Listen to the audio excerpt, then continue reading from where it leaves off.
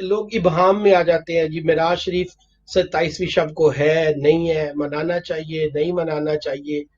کچھ لوگ کہہ رہے ہیں اس کی کوئی تاریخ نہیں، کوئی ہسٹری نہیں، اس کی اسلامی کوئی شرعی حیثیت نہیں.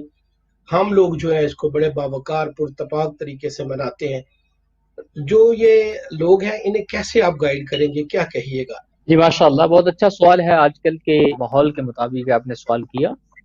عرض یہ ہے کہ 27 رجب المرجب کو یہ معراج کا جو معجزہ میرے آقا کریم علیہ الصلوۃ والسلام کو دیا گیا، یہ 27 رجب کو ہی ہوا ہے، اور اس پر تمام محدثین اگریڈ ہیں، اور سیرت کی کتب ایک نہیں سینکڑوں 27 رجب کو بیان کرتی ہیں. ہمارے لیے وہ روایات، وہ نریشنز جو ہمارے محدثین نے جانچ پڑتال کر کے جرا و نقد سے گزار کر ہمیں دی، وہی انف ہیں کہ 27 رجب المرجب کو معراج شریف کا معجزہ وقوع پذیر ہوا، تو وہی کافی ہیں. اور 27 رجب المرجب کو ہم معراج شریف کو مناتے ہیں سے مراد سیلیبریشن جو ہم کرتے ہیں، خوشی کا ایک موقع ہے.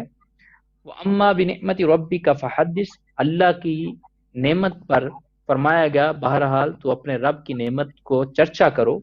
تو اس آیت کے تحت ہم نے as a being a Muslim, being a duty of رسول اللہ صلی اللہ علیہ وسلم، یہ ہم پر ایک ضروری ہے کہ ہم ہر اس نعمت کے ملنے پر اس کا چرچا کریں جو میرے آقا کریم علیہ الصلوۃ والسلام کے لیے بیسٹ تھی، اچھی تھی، اور آپ کو عطا کی گئی.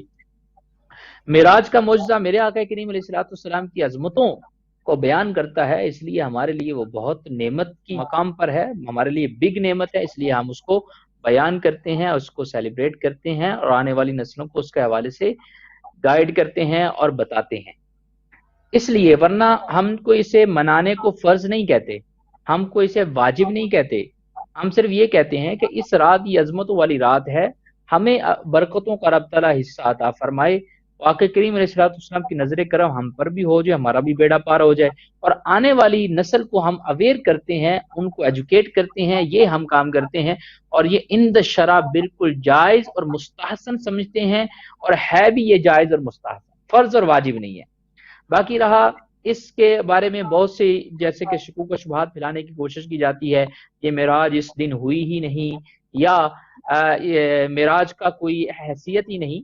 اس طرح کا اگر کوئی جملہ بولتا ہے تو وہ بہت زیادہ ڈینجرس ہے اس شخص کے ایمان کے لیے، کیونکہ معراج کا ثبوت تو خود قرآن پیش کر رہا ہے، اور نص قطعی سے صریح الدلالہ ہے، واضح اس کی دلالت ہے، اس کا میننگ واضح ہے. تو جب رب تعالیٰ رب کریم اس کو بیان کر رہا ہے تو پھر آپ کون ہوتے ہیں، میں اور تو کون ہے، مسلم عام جس نے سر تسلیم خم کیا تعلیمات اسلام پر، وہ کون ہوتا ہے اس کا انکار کرنے والا.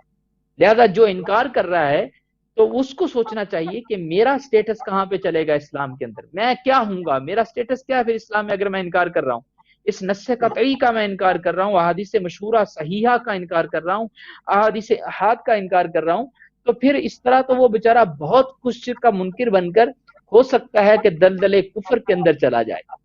لہذا اس کا انکار نہیں کرنا چاہیے. ہاں جو روزہ رکھنا ہے، جیسے آج بہت سے مسلمانوں نے روزہ رکھا، یہ حدیث سے ثابت ہے، ابو ہریرہ رضی اللہ عنہ کی حدیث ہے کہ آقا کریم علیہ الصلوۃ والسلام نے فرمایا کہ اگر 27 رجب کا کوئی روزہ رکھتا ہے تو اس کو 60 منتھ کے روزوں کا ثواب دیا جائے گا. یہ حدیث ہے، اور ہم اس کو فرض نہیں کہتے، نفلی کہتے ہیں.